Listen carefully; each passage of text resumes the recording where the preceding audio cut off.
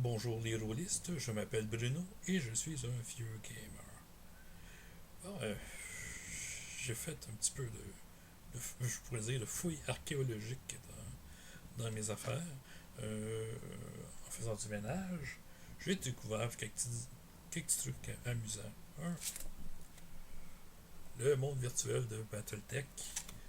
Euh,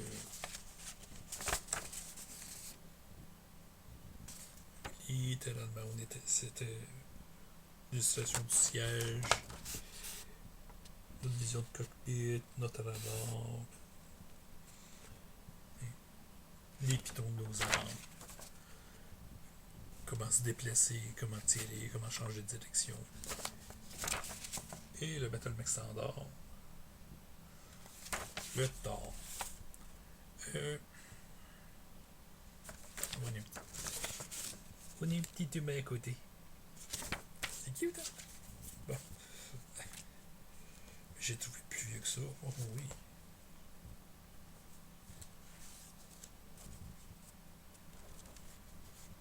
Je vous présente Hob Moabit. Très belle fiche faite par mon frère. Si vous trouvez qu'il est un peu dentelé, c'est pas un effet qu'on essaie d'y donner. On a passé au feu. Donc, ouais, ça explique l'état de la fiche, mais j'ai aussi retrouvé Knoppler, mon voleur, Second le magicien, c'est la victoire, c'était la guerrière de notre cousine, Aénor le cléric, je me trompe pas, c'était Benoît, Axel enragé le guerrier, Midril le nain, Bong la belle gauche. Ah, Bong la belle gauche. Nom inspiré d'une figurine de Ralparto qui s'appelait Bong la belle gauche. C'est une espèce de barbare avec une cape, un mohawk. Je pense qu'on voit clairement les boucles d'oreilles et l'anneau de nez. Puis il y avait une espèce de grosse masse à deux mains avec des pics. Puis il avait appelé Bong la belle gauche. Ouais, Martin s'était fait un guerrier à partir de Bong. Donc, les fiches ont été refaites depuis ce temps-là. Mais originalement, c'était des fiches en carton qu'on avait. Elles ont été détruites. J'ai même retrouvé des vieilles cartes de nos aventures.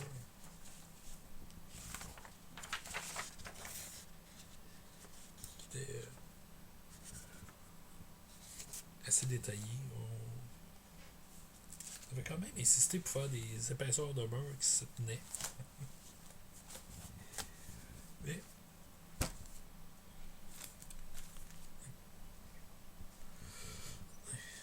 c'était nos débuts. J'ai aussi trouvé nos notes de création de robots.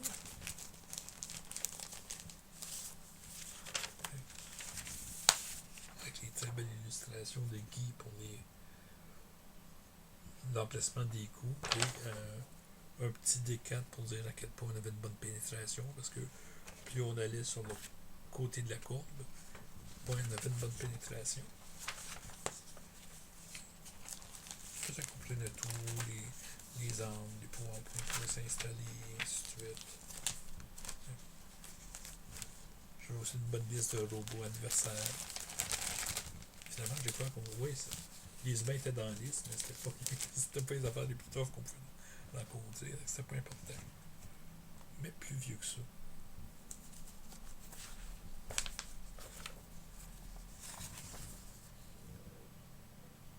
T'sais, des règles de combat corps à corps. Des listes d'armes modernes.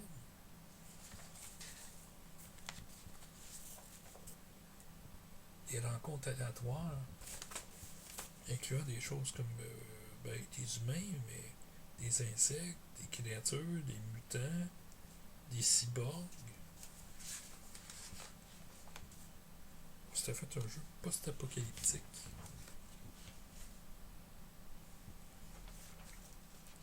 On n'avait pas les.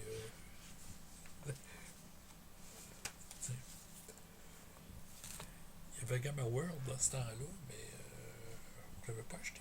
On s'était juste servi des règlements de base de Donjons et Dragons avec, je pense que c'est Dragon numéro 100, numéro anniversaire, où l'aventure à l'intérieur envoyait les aventuriers chercher la masse de Saint-Hubert dans notre monde. Ouais, c'est qu'ils se retrouvaient à Londres. Puis, il faut rencontrer des punks, la police, la SWAT. C'est qu'on avait quelques armes du monde moderne, allant du jackknife et la matraque jusque au, aux 12 pompeux ou puis aux lance-grenades. En fait, les lance-grenades étaient des fumogènes, mais il y avait la statistique pour la grenade, la vraie. Comme je dis, il y a peut-être une demi-douzaine de statistiques d'armes. Puis on s'était servi de ça, puis on en avait fait une page. Ouais, c'est un monde post-apocalyptique, mais tu sais, les mutants n'étaient pas extravagants comme dans certains jeux. Là. Le mien, il y avait des. Il s'appelait Cat's Eye, il y avait des yeux de chat, parce qu'il avait grandi dans un bunker, parce qu'il n'y avait pas beaucoup de lumière. Fait qu'il avait développé, tu sais, l'œil fendu, puis plus de. Je pense que c'est des cônes pour pouvoir voir dans le noir. Ouais. Mais je perdais ma vision des couleurs. Moi, je m'étais amusé, j'avais. Pour ce qui est des armes, où moi je tripais ces animaux, puis j'avais eu. Quand je faisais ça, j'ai convaincu mes parents de m'acheter l'encyclopédie des armes, pas des armes, mais l'encyclopédie des animaux de Atlas. Guy, c'était l'encyclopédie des armes qu'il y avait. C'est que chaque atoué, c'est une fois par mois, on avait toutes les deux notre magazine qu'on pouvait rajouter dans des livres reliés. C'est qu'on avait des livres pour les 12, les fusils d'assaut, les pistolets mitrailleurs.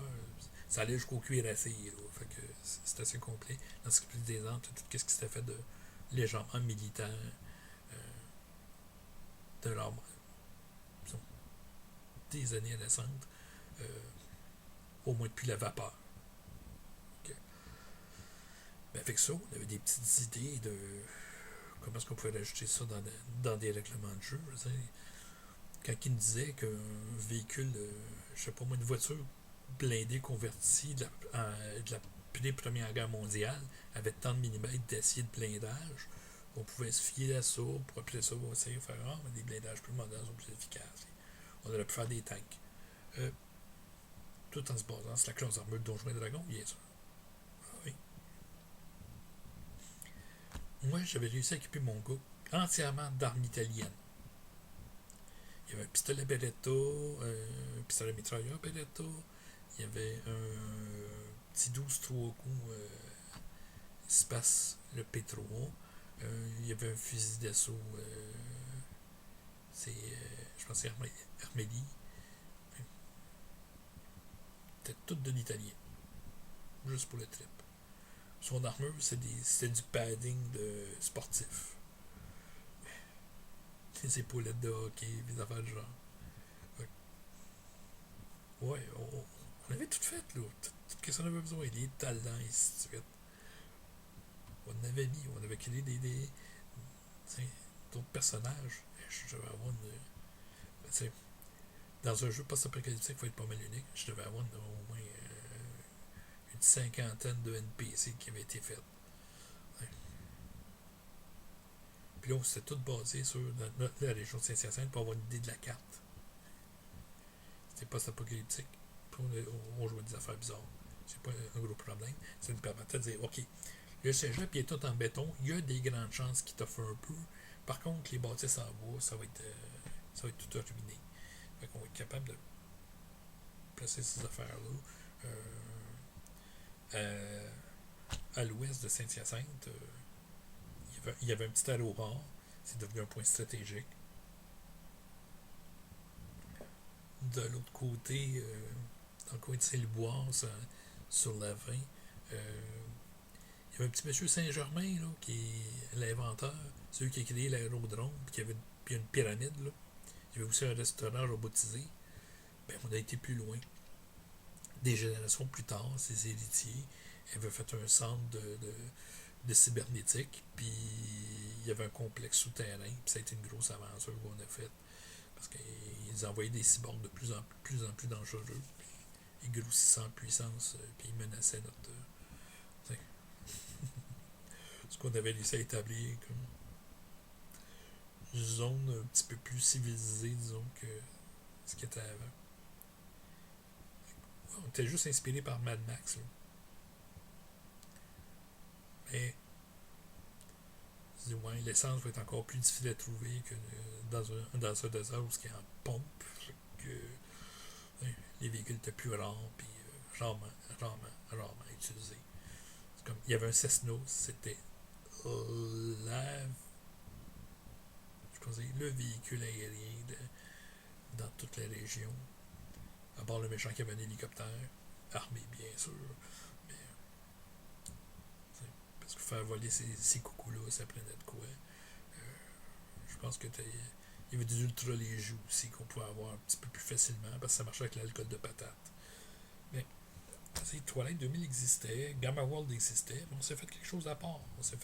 On s'est créé nos propres règles.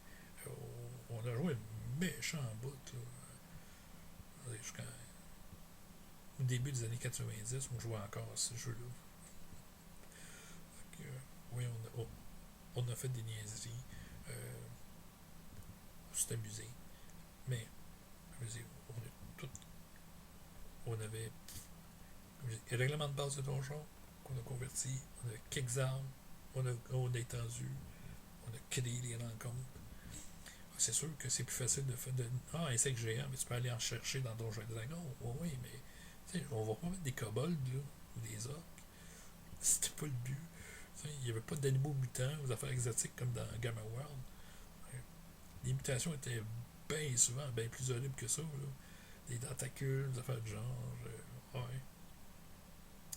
Fait que, moi, ma petite question pour ça, c'est probablement que je l'ai posé ailleurs, mais ouais, est-ce que vous avez été créatif de faire de A à Z des règlements? Ce jeu-là, notre jeu de robot, on en a fait plusieurs quand je repense. J'ai même fait un jeu de rôle avec des insectes. Oui, des petits insectes. Un petit peu humanoïde, là, mais. Tu avais des tables pour savoir comment est-ce que tu avais de membres, quelle catégorie tu peux te retrouver, si tu peux avoir des ailes ou pas, ainsi de suite. Ouais. Puis, quel genre de protection tu peux avoir comme carapace, ainsi de suite. Ouais, je veux développer ça pas mal.